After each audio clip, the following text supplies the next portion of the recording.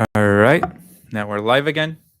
And now we'll have our keynote speech, as I said, on Youth for Peace from Anastasia Shakhidzhanova. Sorry for the mispronunciation. This keynote will highlight the importance of youth involvement in peace-building efforts. The speaker will discuss strategies for fostering peace and the role of youth in creating a harmonious world, hopefully all together. There you go.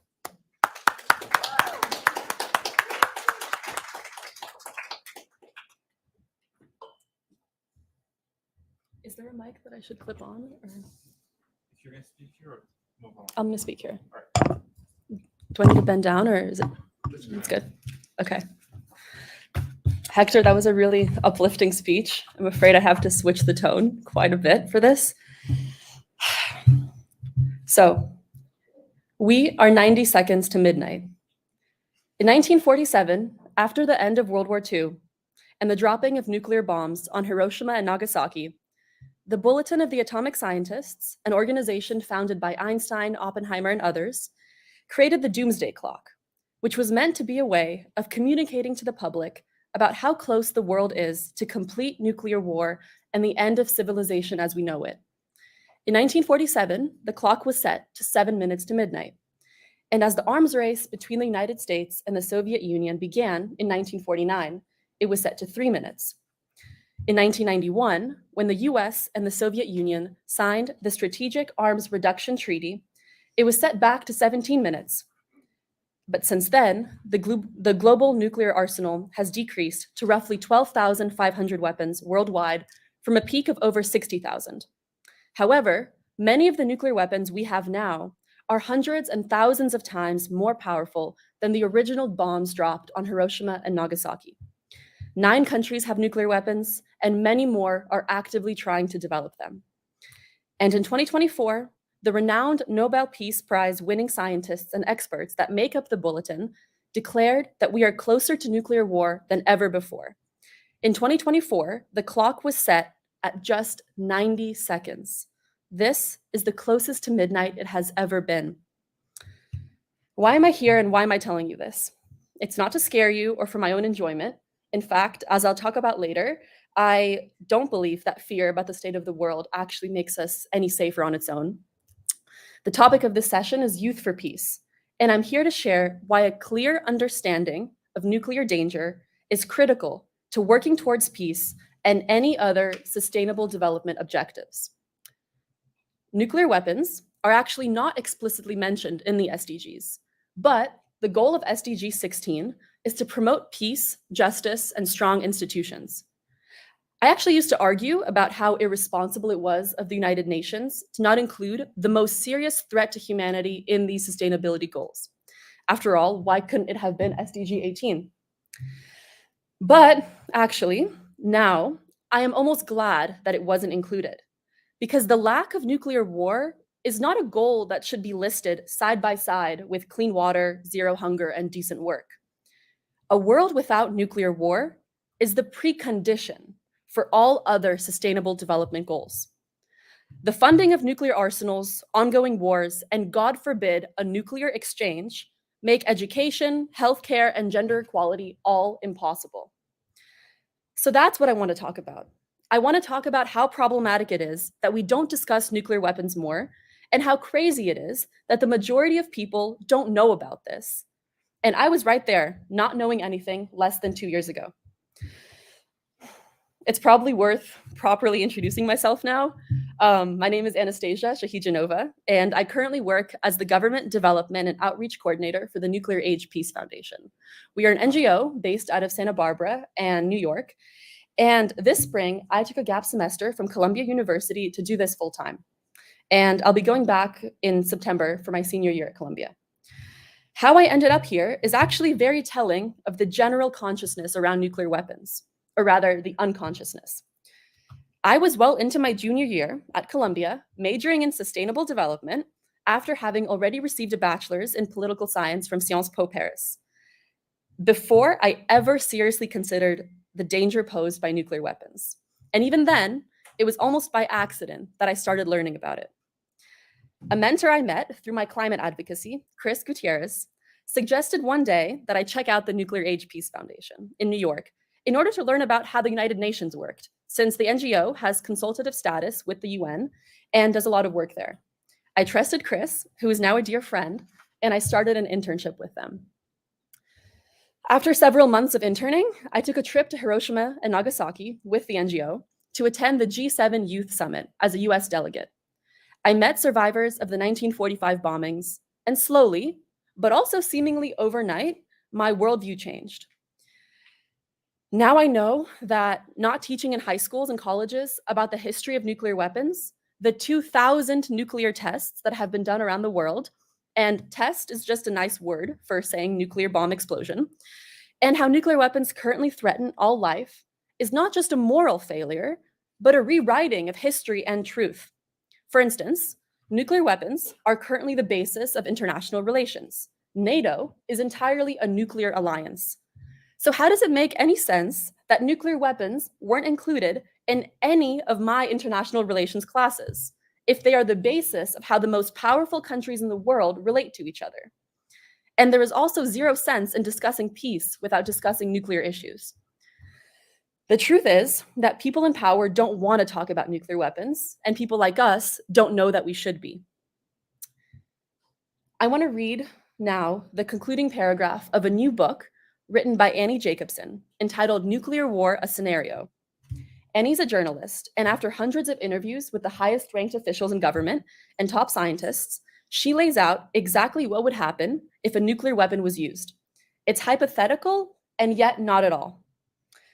Quote, with time, after a nuclear war, all present-day knowledge will be gone, including the knowledge that the enemy was not North Korea, Russia, America, China, Iran, or anyone else vilified as a nation or a group. It was the nuclear weapons that were the enemy of us all along, end quote.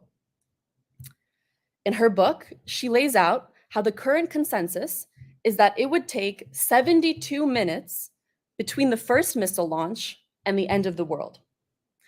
This is because once a missile is launched, whether on purpose or by accident, the other country's satellite system would pick up the attack and they would press their red button, and it's all over within an hour.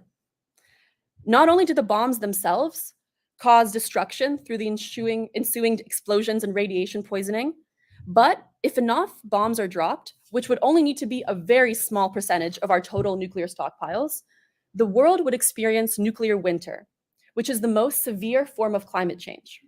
Essentially, what happens is all the soot from the explosions would rise, spread around the globe, and block out the sun, and that would cause a rapid mass cooling of the planet. No crops would be able to survive, which would cause billions, not millions, billions, to die from famine. Every leader is supposed to know this, and yet the idea that a nuclear war can be won is still propagated. Nuclear winter is also one of the reasons that climate change needs to be thought of alongside nuclear issues and the other way around. Unfortunately, most climate groups and leaders are still not talking about this link.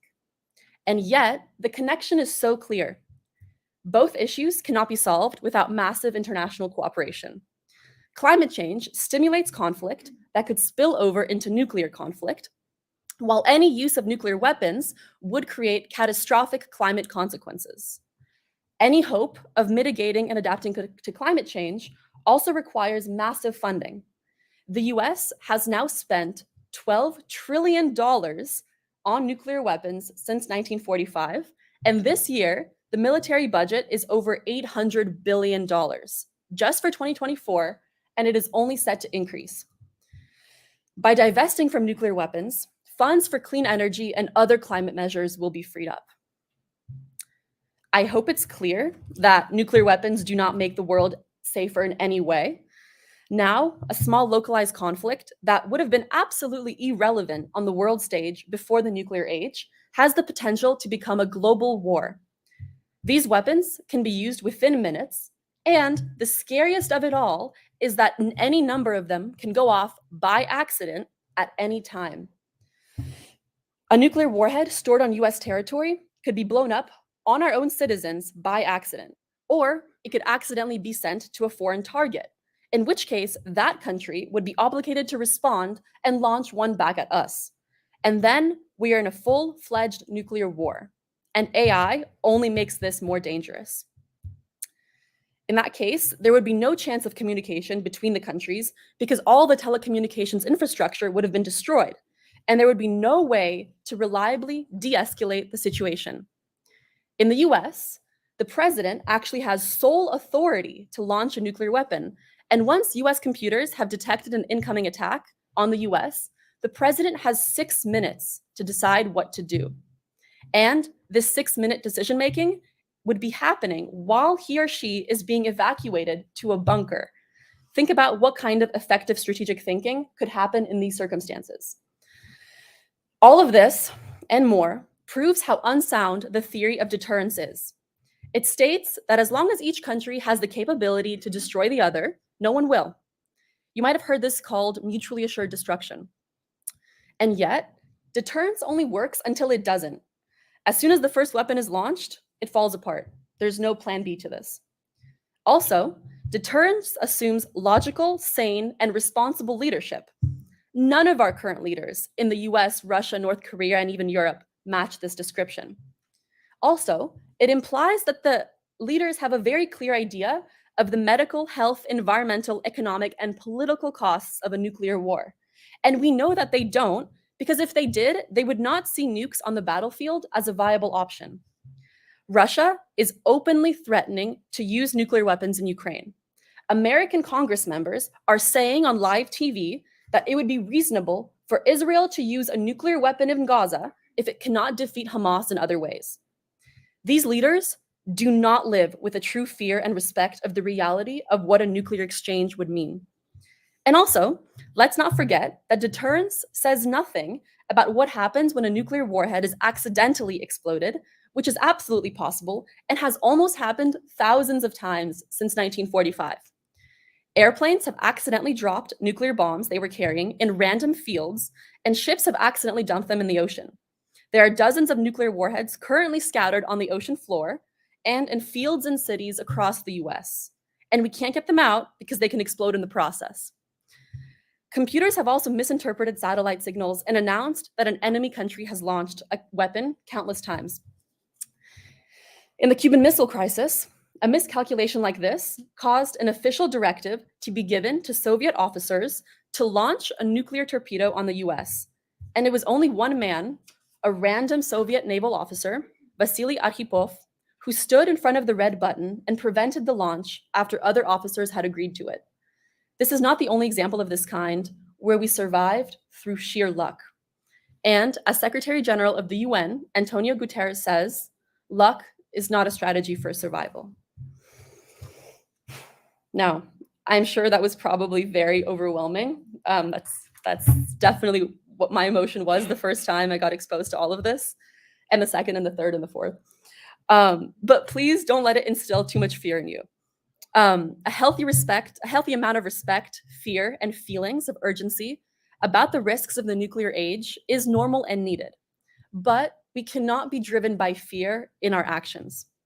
Fear is a very low level of consciousness, and the fear of the other and the desire for domination is the reason that our leaders have built up the arsenals in the way that they have.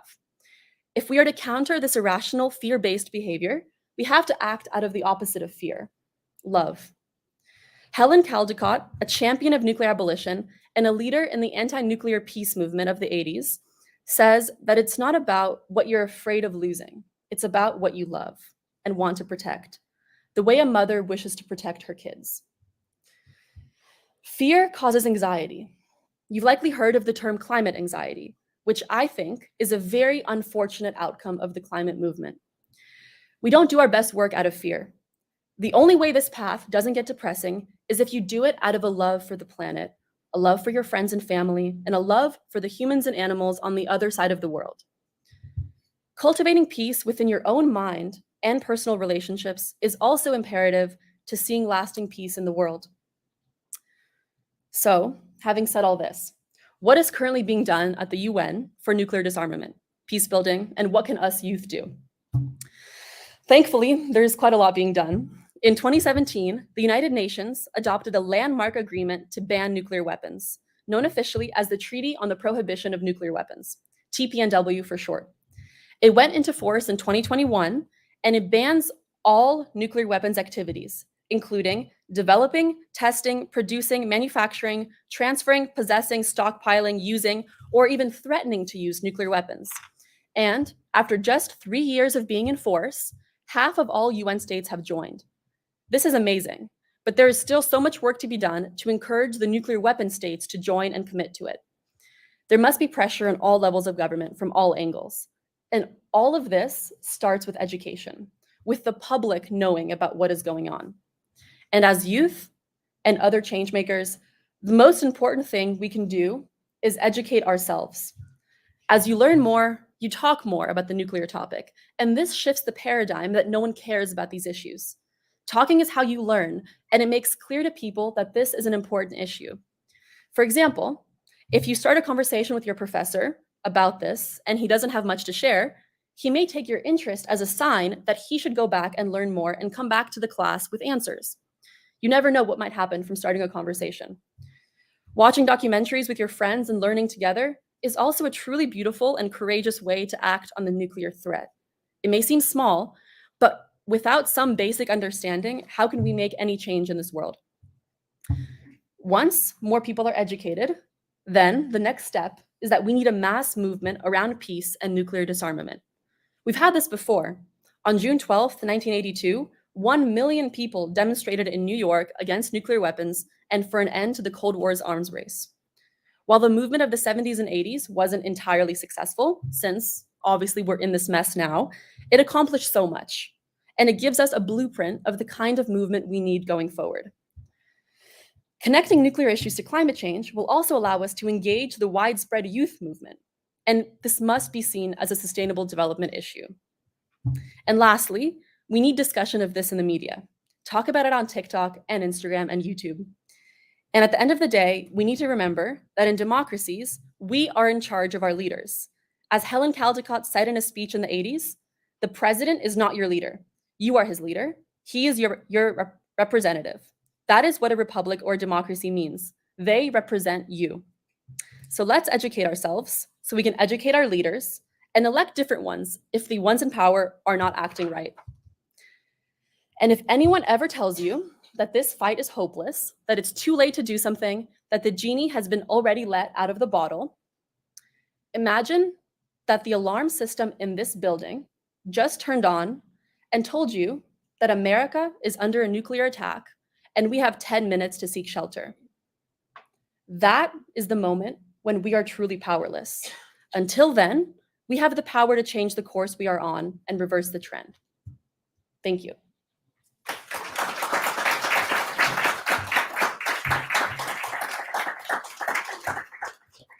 Also, as I mentioned, I'm from the Nuclear Age Peace Foundation, and our co-founder and longtime president, David Krieger, just passed away in 2023.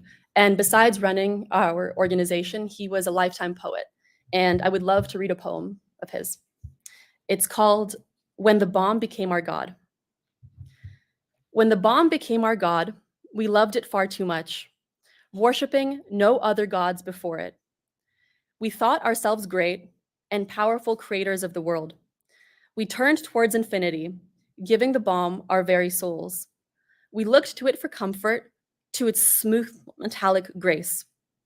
When the bomb became our God, we lived in a constant state of war that we called peace. Thank you.